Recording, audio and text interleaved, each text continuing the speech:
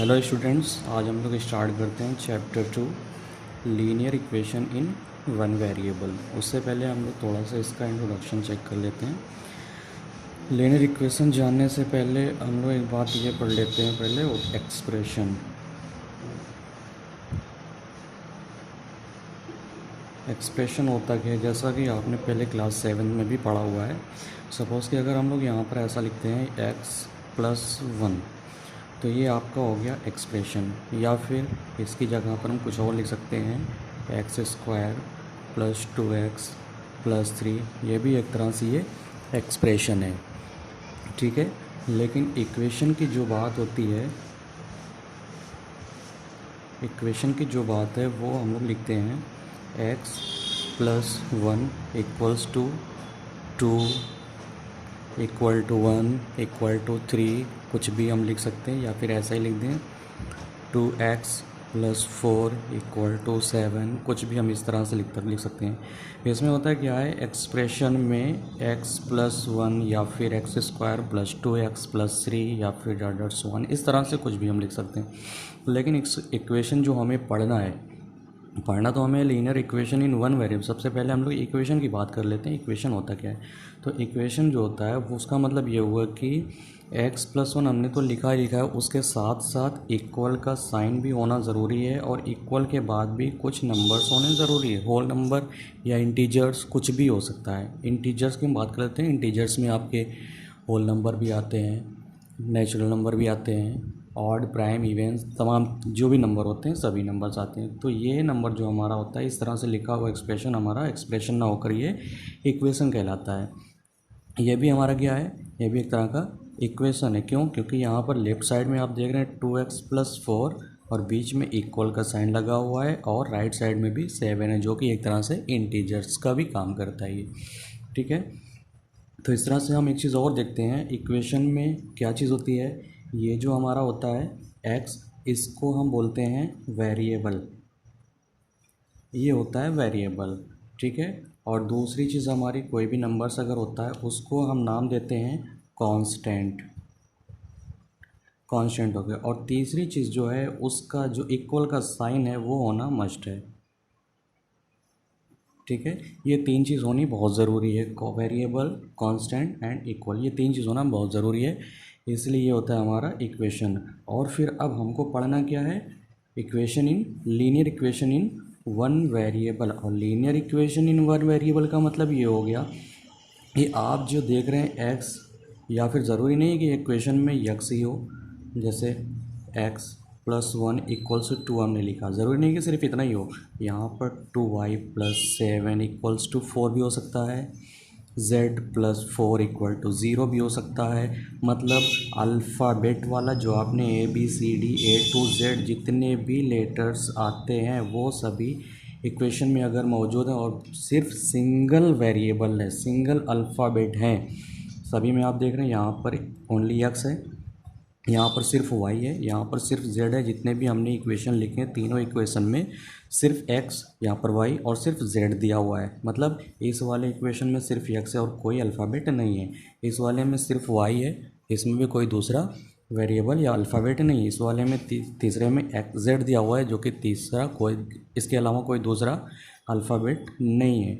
तो मतलब यहाँ पर सिंगल वेरिएबल है, यहाँ पर भी सिंगल वेरिएबल है, यहाँ पर भी सिंगल वेरिएबल है। इसका मतलब ये हुआ, हमने जो इक्वेशन लिखे हैं तीनों, ये सभी तीनों इक्वेशन जो होंगे वो वन वेरिएबल इक्वेशन होंगे, ठीक है। ये तीनों जो होंगे वो वन वेरिएबल इक्वेशन होंगे।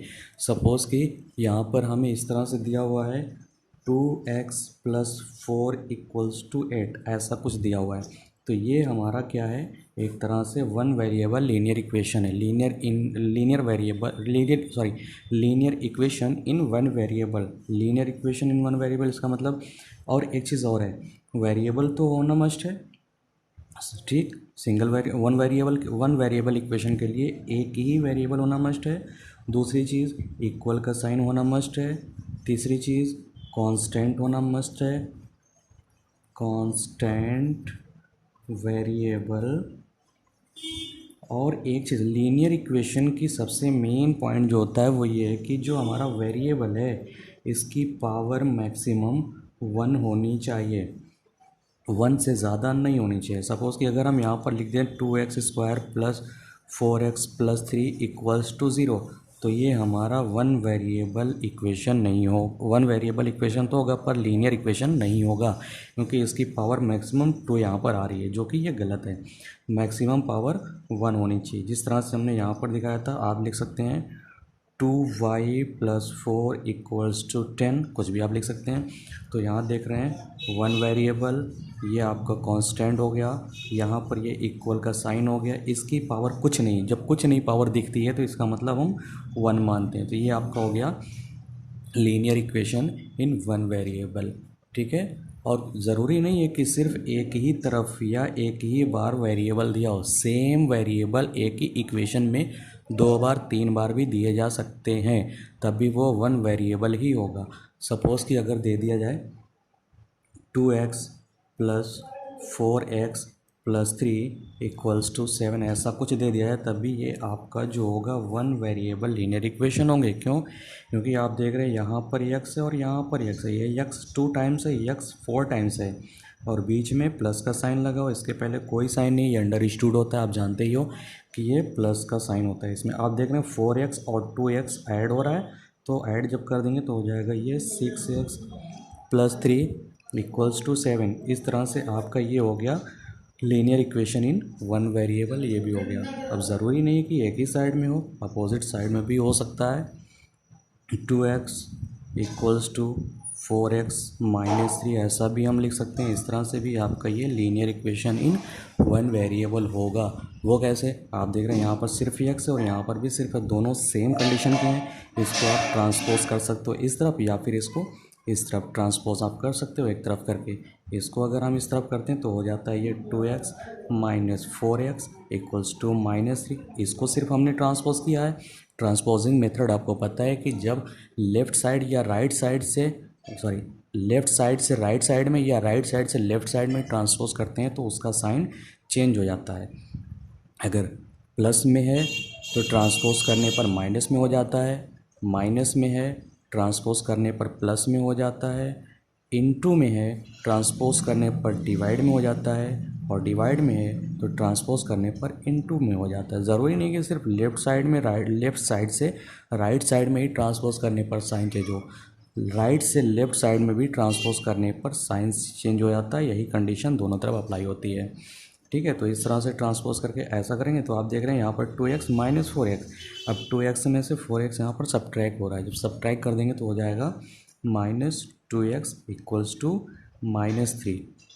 ये आपका linear equation in one variable हो गया।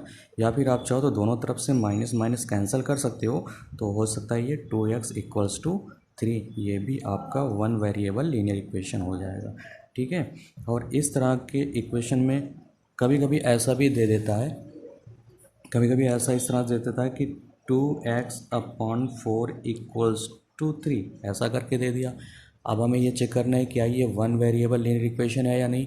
ये भी है, क्योंकि यहाँ पर आप देख रहे हैं x जिसकी पावर मैक्सिमम 1 है, x अगर ऊपर दिया हुआ पावर कुछ नहीं तो इसका मतलब पावर 1 होती है, और नीचे ये डिवाइड में 4 है, ये 2 इंटू में है, तो हम क्या करते हैं 4 को इस तरफ ट्रांसपोज कर सकते हैं, तो हो जाएगा 2x इक्वल्स टू, जब 4 को ट्रांसपोज करेंगे लेफ़्ट साइड में 4 डिवाइड में है, ट्रांसपोज करेंगे राइट साइड में जाएगा तो इंटू में हो जाएगा, 3 इंटू 4। आप देख रहे हैं 2x इक्वल्स टू 3 4 ज़ा 12, ये हो गया आपका linear equation in one variable, ठीक है। इस तरह से ये सारी चीज़ें होती हैं। अब इसको हम लोग सॉल्व कैसे करते हैं, इस तरह के क्वेश्चन में होता क्या है, find the value of variable X Y Z alphabet जो भी होता है उन सब की वैल्यू फाइंड करने के लिए पूछता है। वैल्यू फाइंड करने के लिए हम लोग क्या कर सकते हैं, देखिए इस तरह से कि सपोज़ अगर कोई क्वेश्चन दिया हुआ है 3x माइनस 4 इक्वल्स टू 10, ऐसा कुछ दे दिया, ठीक है। तो हमें x की वैल्यू फाइंड करनी, और x की वैल्यू फाइंड करने के लिए हम क्या करते हैं, यहाँ पर आप देख रहे हैं -4 दिया। सबसे पहले जो यक्स से बिल्कुल अलग होता है उसको हम लोग ट्रांसपोज करने के लिए चेक कर लेते हैं। तो यहाँ पर जब भी हम 4 को ट्रांसपोज करेंगे, यहाँ पर -4 है, 4 के पहले माइनस लगा हुआ है, ट्रांसपोज करेंगे तो हो जाएगा ये +4। 3x इक्वल्स टू 10 + 4 ये होगा। अब आप देख रहे हैं कि 3x इक्वल्स टू 10 और 4 मिलाकर हो गया 14। अब देख रहे हैं आप 3 और x आपस में क्या है, बीच में कोई साइन नहीं, इसका मतलब ये इनटू होता है। जब इनटू होता है तो आप क्या करोगे, अभी हमने बताया जब लेफ़्ट साइड में इनटू रहता है, ट्रांसपोज करते हैं राइट साइड में जाकर क्या हो जाता है, डिवाइड हो जाता है। तो ये 3 आपका राइट साइड में जाकर डिवाइड हो जाएगा। ये हो जाएगा x इक्वल्स टू 14/3। अगर ये डिविजिबल है तो डिवाइड कर सकते हैं, नहीं तो ये इसकी वैल्यू हो गई x की। ठीक है, इस तरह से और भी क्वेश्चन हम लोग 2-4 क्वेश्चन चेक कर लेते हैं। ठीक, उसके बाद आप एक्सरसाइज पूरी फर्स्ट कर सकते हैं। तो इस तरह से अगर आपका हो जाता है कि 4x + 2 इक्वल्स टू -3 ऐसा कुछ दे दिया जाए, तब हम क्या करते हैं, तभी वही काम करना है, इसको ट्रांसपोज करना है इस तरफ। हो जाएगा ये 4x इक्वल्स टू -3 ऑलरेडी पहले से है, +2 को ट्रांसपोज करते हैं -2 हो जाता है। ये 4x इक्वल्स टू आप देख रहे हैं -3 और -2 दोनों माइनस में है। माइनस माइनस में जब भी होता है इस तरह से तो दोनों आपस में ऐड हो जाते हैं, साइन माइनस का लगता है। 2 3 5। अब यहाँ पर आप देख रहे हैं 4 और x आपस में इनटू हो रहा है, ट्रांसपोज करेंगे तो हो जाएगा x इक्वल्स टू -5/4। इस तरह से भी आपका ये x की वैल्यू फाइंड हो गई। ठीक है, और सपोज़ कि अगर ऐसा कुछ दे दिया जाए 2y/4 + 3 इक्वल्स टू 7, ऐसा कुछ दे दिया है, तब हम कैसे y की वैल्यू फाइंड करेंगे। यहाँ पर देखिए ये भी आपका linear equation in one variable है, क्योंकि सिंगल y है, पावर 1 है और बाकी कांस्टेंट भी दिए हुए हैं, इक्वल का साइन है, तमाम चीज़ें आपको दिख रही हैं। ठीक है, तो इस तरह सबसे पहला काम प्लस वाला या माइनस वाला जो होता है उसको पहले हम ट्रांसपोज कर लेते हैं। ये हो जाएगा 2y/4 इक्वल्स टू 7 - 3। अब आप देख रहे हैं 2y/4 इक्वल्स टू, 7 में से 3 सब्ट्रैक्ट हो रहा है, 7 में से 3 सब्ट्रैक्ट कर देंगे तो हो जाएगा 4, इतना हो गया। अब यहाँ पर लेफ़्ट साइड में आप देख रहे हैं 4 जब वो डिवाइड में है, जब डिवाइड में है तो आप ट्रांसपोज करोगे क्या होगा, हमने आपको बताया जब भी डिवाइड में होता है लेफ़्ट साइड में और राइट साइड में ट्रांसपोज करते हैं तो वो इनटू में हो जाता है। मतलब ये हो जाएगा 2y इक्वल्स टू 4 × 4, तो 2y इक्वल्स टू 4 4 ज़ा 16। अब उसके बाद आप देख रहे हैं यहाँ पर 2 और y बीच में इंटू का साइन लगा हुआ है, y इक्वल्स टू 16/2 हो जाएगा। और कैंसिल आउट करना चाहो तो कर सकते हो, कटेगा, क्योंकि ये 16 जो है वो 2 से डिविजिबल है। 2 1 ज़ा 2, 2 8 ज़ा 16, y की वैल्यू आ गई 8। ये हो गई y की वैल्यू। इस तरह से और भी क्वेश्चन आप सॉल्व कर सकते हैं। और सपोज़ कि अगर आपको लग रहा है कि हमारा ये जो वैल्यू y की वैल्यू 8 आई हुई है वो सही है या गलत, अगर हमको चेक करना हो, डाउट हो, हमें सेटिस्फाई नहीं है हम कि हमारा क्वेश्चन आंसर सही है या नहीं, तो उसके लिए हम क्या करते हैं, इस तरह से वेरीफाई कर लेते हैं। वेरीफाई कैसे करेंगे, जो हमारी वैल्यू आई है y की वैल्यू 8, उसको हम ले जाकर अपने इक्वेशन में पहला जहाँ से स्टार्ट किया है वहाँ पर y की वैल्यू 8 रख देंगे। ठीक है, तो वेरीफाई करने के लिए इक्वेशन हमारा है 2y/4 + 3 इक्वल्स टू 7। अब इसमें क्या करेंगे, y की वैल्यू हम लोग 8 रख लेते हैं। 2 × 8/4 + 3 इक्वल्स टू 7। अब आप देख रहे हैं यहाँ से इसमें अगर कोई चीज़ कटने वाला है तो कैंसिल आउट कर देते हैं।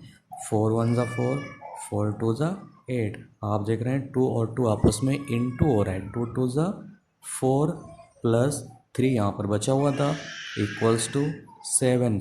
लेफ़्ट साइड में आप देख रहे हैं ये दोनों आपस में ऐड हो रहा है, 4 3 7 इक्वल्स टू 7। आप देख रहे हैं क्या हुआ, left hand side equals to right hand side. अगर आपका इस तरह से लेफ़्ट हैंड साइड और राइट हैंड साइड इक्वल आ जा रहा है वेरीफाई करने पर, तो आपका आंसर बिल्कुल सही है। तो यहाँ पर हम दिखा सकते हैं, ये हो जाएगा वेरीफाइड। क्लियर है? आई होप कि आपको इतना समझ में आ गया होगा। अब आप जो है वो एक्सरसाइज 2.1 खुद से कर ला लीजिएगा। Okay, thank you.